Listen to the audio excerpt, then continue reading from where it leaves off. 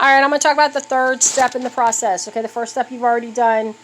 The put in the price, checked it out, got the information, did your homework on what can and cannot do, checked the building and zonings to see what can and cannot be built on it. Now the third process is deciding the property and contacting the realtor and saying, okay, I want to make an offer on the property. That's the third step. Okay, the third step includes the property, and then you will sign a promissory contract stating, and sometimes they want a deposit. That's the paperwork.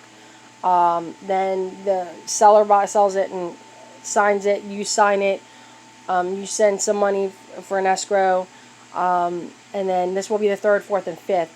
Okay, so then the fourth step, third step, kind of putting a deposit down. Waiting for the closing. You have the closing one. Then there'll be paperwork saying, okay, well, sinkhole, paperwork saying that they're not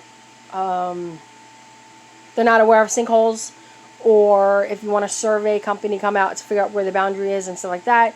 You also want to make sure that the gopher turtles and stuff like that on there, in Florida.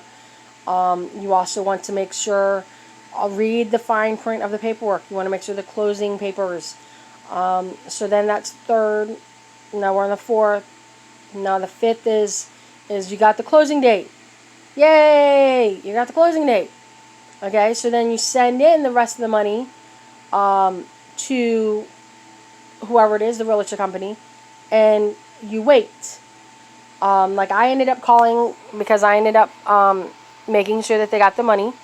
And I waited, and so then the day before closing, I ended up getting the papers for make sure that there was no sinkholes that she wasn't aware of, and stuff like that. So I got the closing paperwork.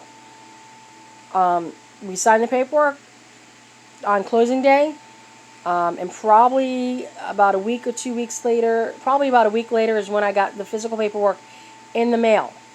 You also want to check the taxes too. Usually the paperwork on closing, they prorate the taxes. So the taxes won't be due, for instance, say Putnam County, the new taxes won't come out until September, October, and it won't be due till November. So check all of that too. Make sure that the people don't owe back taxes and stuff like that. So, do your homework on that.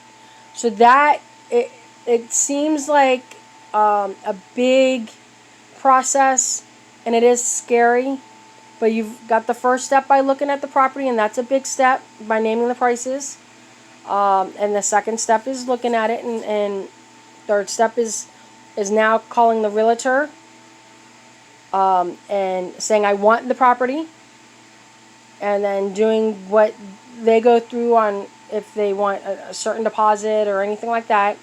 And then you sign the paperwork, which is a promissory saying, hey, I'm interested in the property. I'm gonna buy it for the price.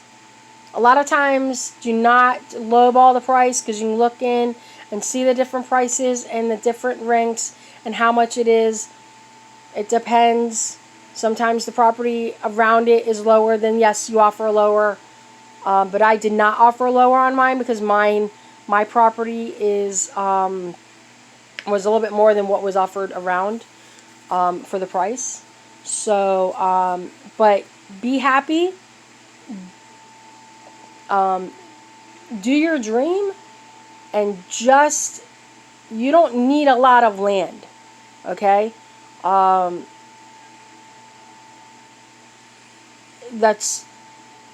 see you guys next time.